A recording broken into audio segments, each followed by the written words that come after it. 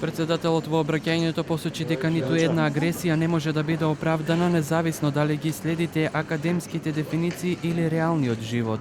Паметам дека во февруари минатата година, во предвечерието на агресијата, на Минхенската безбедносна конференција, најоптимистичките прогнози беа дека во случај на напад, Украина нема да може да издржи повеќе од 2 недели. Но Украина издржа, решена по секоја цена да ја сочува својата независност. Украина која изминативе месеци ја плати борбата за демократија со илјадници човечки животи, покажа дека дефинитивниот избор на секој народ се демократијата и слободата, а не тиранијата и насилството. Првиот човек на собранието Џафери додаде дека сите треба да помогнат колку што можат и дадат поддршка за Украина и украинскиот народ.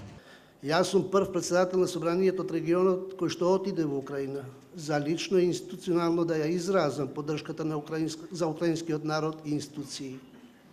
Со оглед на мојот бекграунд, човек би рекол дека ништо не може да ме изненади. Меѓутоа, не е така. Човек никогаш не може да биде доволно подготвен за суровоста на другиот човек, соочен со бројот на загубените животи, разрушената инфраструктура и влегувањето на Украина во една целосна поинаква димензија на екзистенција. Најсвежи сеќавања од агресијата има министерката за одбрана Петровска, која беше во официјална посета на Украина. Вчера се вратив од Украина и во мене носам различни чувства. Ужасност, бес и тага за тоа што го видов.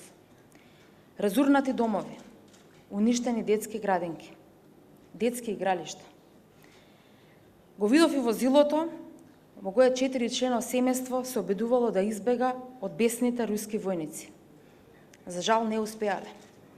Татко, мајка и 2 малолетни деца биле сурово убиени. Ги видов и фотографиите од злосторствата во Буча. Застрелан 70-годишен пензионер кој се враќал од локалната продавница со торба храна. За една година од кога и почна така наречената специјална воена операција однесе илјадници жртви од населението, создаде милиони бегалци по цела Европа и предизвика разорување на целата земја, како и индиректното влијание на глобалната енергетска и економска криза.